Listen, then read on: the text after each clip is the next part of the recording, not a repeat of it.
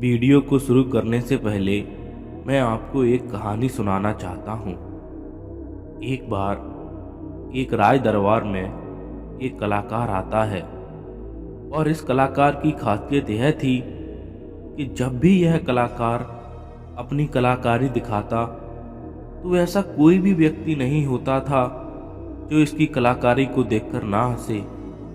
बड़े बड़े राजा महाराजा इस कलाकार की कलाकारी को देखकर हंसते हंसते लोटपोट हो जाते थे, लेकिन इस बार वह एक गंभीर राजा के दरबार में था। इसलिए लोगों को यह संदेह था कि कहीं वो इस बार असफल ना हो जाए। वह कलाकार अपनी कलाकारी दिखाना शुरू करता है और वही होता है जो हर बार से होता आ रहा था। राजा का हंसते हंसते बुरा हाल हो जाता है। वह राजा उस कलाकार की कलाकारी देख इतना प्रसन्न होता है कि वो इस कलाकार को मुंह मांगा इनाम देने के लिए तैयार हो जाता है। हमें एक बात हमेशा याद रखनी चाहिए कि अधिक खुशी में लिए गए फैसले अक्सर गलत साबित होते हैं। राजा उस कलाकार से कहता है कि मांगो जो भी तुम मांगना चाहते हो, मैं तुम्हारी कलाकारी से बहुत प्रसन्न हूँ। वह कलाकार कहता है कि क्षमा करें राजन, पर मैं आपसे जो भी मांगूंगा शायद आप वो न दे पाएं। राजा अपने आसन से उठ खड़ा होता है और कहता है कि अब तुम मेरी प्रसन्नता को क्रोध में बदल रहे हो। क्या तुम्हें मेरे द्वारा कही गई बात पर संदेह है? अब राजा अपने अहंकार को बीच में ले आता है और जहां अहंकार बीच में आ जाता है वहां काम बिगड़ना निश्चित है। फिर वो कलाकार राजा से कहता है कि नहीं राजन, मुझे क्षमा करें, मेरे बोलने का मतलब यह नहीं था, बल्कि मैं तो यह कहना चाहता था कि आप इस बात को फिर से एक बार दोहरा दें। फिर उसके बाद राजा कहता है कि मैं तुझे वचन देता हूँ कि जो भी तू हद में रहकर मांगेगा वह तुझे जरूर मिलेगा। उसके बाद वह कलाकार कहता है कि ठीक है, आप मुझे 24 घंटों के लिए अपने राज्य का राजा बना दीजिए। उस कलाकार की यह बात सुन राजा मन ही मन सोचता है कि अच्छा है, मैंने इसे हद में रहकर मांगने को कहा था, वरना ये तो हमेशा के लिए राजा बन बैठता। वैसे तो 24 घंटे कोई बड़ी बात नहीं है।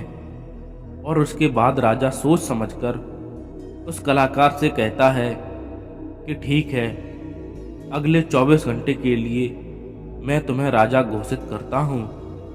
राजा बनने के 1 घंटे के अंदर ही वह कलाकार, जो कि अब राजा बन चुका था, वह पुराने राजा को फांसी चढ़ा देता है और दूसरे घंटे में वह पुराने राजा के सभी भरोसेमंद लोगों को हटाकर अपने भरोसेमंद लोगों को रख लेता है। आप में बहुत सारे लोग उस राजा को मूर्ख समझ रहे होंगे, परंतु मैं आपको बताना चाहता हूँ कि वह राजा कोई और नहीं बल्कि आप हैं और वह कलाकार आपका मन है। आपका मन आपको थोड़ी सी खुशी क्या दे दे, आप तो उसके पीछे पीछे ही हो लेते हैं। जो वह कहता है वही आप करते हैं और बाद में आपके हाथ में केवल पछतावा ही लगता है। किसी भी चीज का मजा लेना समस्या नहीं है, बल्कि इस मजे में डूबकर अपनी सुध बुध को खो देना समस्या है। यहाँ से अब हम अपनी वीडियो को शुरू करते हैं। दोस्तों, नया साल शुरू हो रहा है और इस नए साल में हमने बहुत सारे संकल्प लिए होंगे। जैसे हम नए साल से अपने अंदर की सारी बुरी आदतों को छोड़ देंगे। अगर विद्यार्थी हैं तो संकल्प लिया होगा कि नए साल से अब रोज पढ़ूंगा। इसी प्रकार हम लोग नए साल पर बहुत सारे संकल्प लेते हैं। कुछ दिन तो हम उन संकल्प पर काम करते हैं, लेकिन कुछ समय बाद हमारा मन हमें लालच देना शुरू कर देता है और हम धीरे धीरे अपने पथ से विमुख हो जाते हैं। अगर एक बार आपने अपने मन को समझ लिया कि यह किस प्रकार से काम करता है, तो आप अपने मन के द्वारा दिए गए लालच को भी समझ पाएंगे कि यह सही है या गलत, और आप हमेशा अपने संकल्प पथ पर अडिग बने रहेंगे। तो चलिए वीडियो को शुरू करते हैं। इससे पहले आपसे एक रिक्वेस्ट है, अगर आपने अभी तक चैनल को सब्सक्राइब नहीं किया है तो इसे सब्सक्राइब जरूर कर लें, ताकि हम आपके लिए ऐसे ही और भी स्टोरी लेकर आते रहें। अब यहाँ से इस वीडियो का सबसे महत्वपूर्ण पार्ट शुरू होने वाला है, इसलिए आपसे रिक्वेस्ट है इस वीडियो को ध्यानपूर्वक सुनें। दोस्तों, एक बार एक व्यक्ति बुद्ध के पास जाता है और उनसे पूछता है कि बुद्ध, अपने मन को काबू में करने का और उसे समझने का पहला चरण क्या है, और हम कहाँ से शुरुआत करें कि हमारा मन हमारे बस में आ जाए। बुद्ध मुस्कुराते हैं और उसका उत्तर देते हैं कि अपने मन को समझने का पहला चरण है कि इसके द्वारा दिए गए लालचों की व्यर्थता को देख लेना। जिस इंसान ने अपने मन के द्वारा दिए गए लालचों की व्यर्थता को देख लिया, उसने इस संसार से मुक्त होना शुरू कर दिया। और उसके बाद वह व्यक्ति बुद्ध से पूछता है कि हमारा मन जो हमें लालच देता है, उसकी व्यर्थता को कैसे देखा जाए। बुद्ध कहते हैं, अपने अनुभव से मनुष्य जिस भी गलत कार्य को अति में करता है, उससे उसको दुख मिलता है, और यही दुख उसका अनुभव है, और यही अनुभव उसके रूपांतरण का कारण बन सकता है। जिसने देख लिया और वास्तव में देख लिया कि नशा करना केवल दुख है, उसने नशे से मुक्त होना शुरू कर दिया।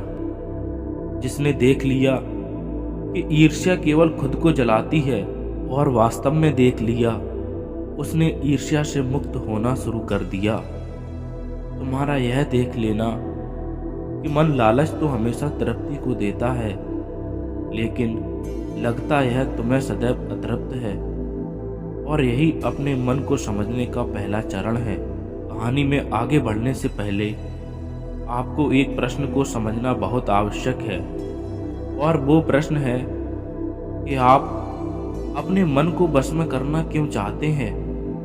क्योंकि आपने यह अनुभव कर रखा है कि आपका मन आपको दुख देता है, क्योंकि आपको अपने मन के लालच बहुत सुहावने लगते हैं। इसलिए आप इन लालचों के पीछे छुपे हुए दुख को नहीं देख पाते। सिर्फ अपने दुख को देख लेने से आपका मन आपके बस में नहीं हो जाता। उसके लिए आपको दूसरा चरण क्या है, यह समझना होगा। वह व्यक्ति बुद्ध से पूछता है कि बुद्ध, यदि कोई व्यक्ति यह जानता है कि उसके मन के लालचों के कारण ही उसके जीवन में दुख है, तो क्या इसका अर्थ यह है कि वो व्यक्ति पहले चरण पर है? और यदि वह व्यक्ति पहले चरण पर है तो दूसरे चरण पर कैसे जाएगा? बुद्ध कहते हैं कि उस व्यक्ति को खोज पर निकलना होगा, किसी ऐसे व्यक्ति की खोज पर जो अपने मन से मुक्त हो चुका हो और जिसने अपने मन को जान लिया है, क्योंकि तुम्हारा मार्गदर्शन वही कर सकता है जो उस जगह पर पहुंचा हुआ है और जहां तुम जाना चाहते हो। दोस्तों, यहाँ पर एक बात समझनी आवश्यक है कि खोज पर निकलने का अर्थ यह नहीं है कि आप सन्यासी बन जाएं, बल्कि खोज पर निकलने का अर्थ यह है कि कोई ऐसा व्यक्ति खोजना जो आपका मार्गदर्शन कर सके। अब यहाँ पर प्रश्न यह उठता है कि ऐसे व्यक्ति हम कहाँ पर खोजेंगे, क्योंकि हमारे आस पड़ोस में तो सभी लोग अशांत भरे पड़े हैं। तो इस प्रश्न का उत्तर है कि आप ऐसे व्यक्ति को आसपास मत खोजिए, बल्कि इंटरनेट पर खोजिए, क्योंकि इंटरनेट आपको पूरी दुनिया से जोड़ता है। दोस्तों, मैं और आप इस इंटरनेट की बदौलत ही तो जुड़े हुए हैं। अगर इंटरनेट नहीं होता तो क्या आप मेरे इस वीडियो को देख पाते? दोस्तों, इस दुनिया में बहुत सारे लोग हैं और अभी भी हैं और हमेशा रहेंगे जो आपका मार्गदर्शन कर सकते हैं। कहानी में वापस लौटते हैं और अच्छे से जानते हैं कि अपने मन को समझने का दूसरा चरण क्या है। वह व्यक्ति बुद्ध से पूछता है कि उस व्यक्ति की पहचान क्या है जिसने अपने मन को समझ लिया है और जिसने खुद को जान लिया है, क्योंकि हर व्यक्ति यही दावा करता है कि वह ज्ञानी और बुद्धिमान है।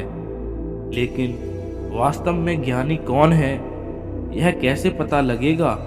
बुद्ध कहते हैं यही तीसरा चरण है और वो चरण है सुनकर। सुनना ही अपने मन को समझाने का तीसरा चरण है। उसके बाद वह व्यक्ति बुद्ध से पूछता है कि क्या देखकर यह पता नहीं लगाया जा सकता, क्योंकि आपको तो देखकर ही पता लग गया था कि आप एक महात्मा हैं।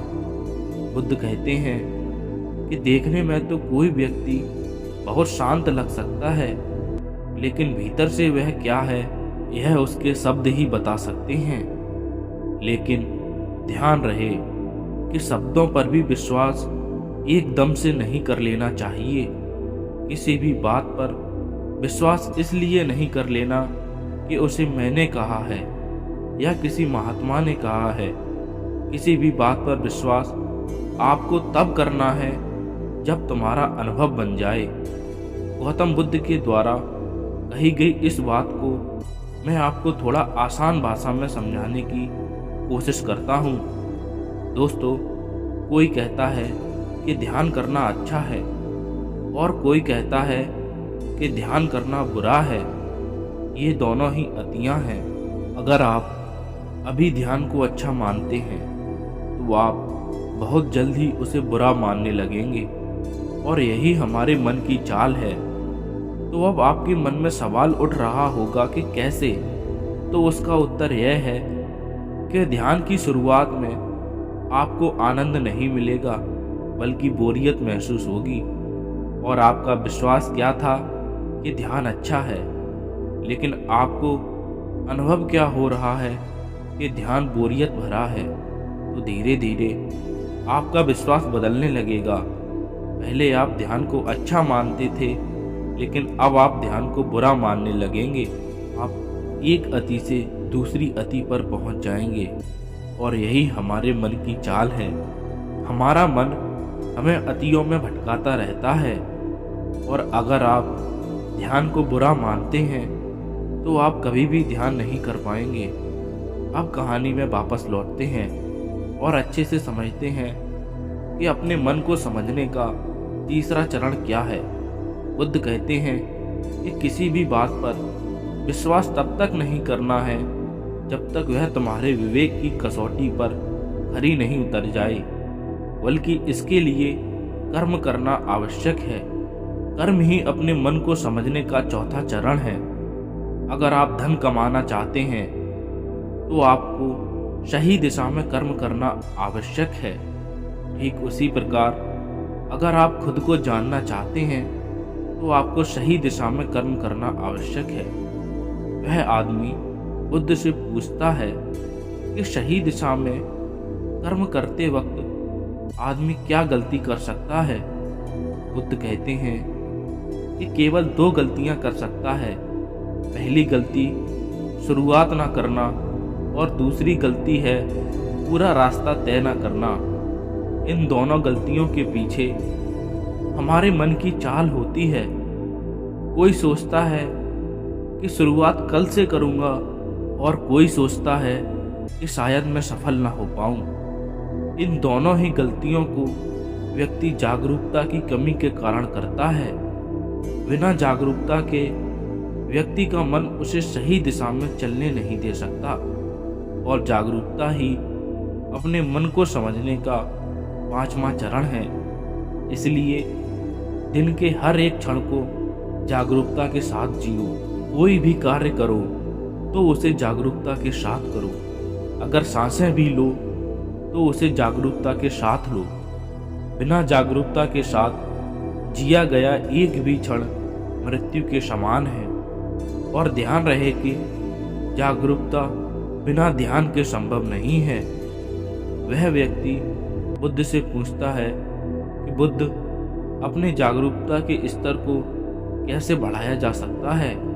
बुद्ध कहते हैं कि ध्यान के द्वारा, और ध्यान ही छठवां चरण है। एक बार अपने मन को समझने के 6 चरणों को ध्यान से समझिए। अपने मन को समझने के 6 चरण हैं। पहला, थोड़ी जागरूकता के साथ यह देख लेना कि यह मन ही दुख के बीज बोता है।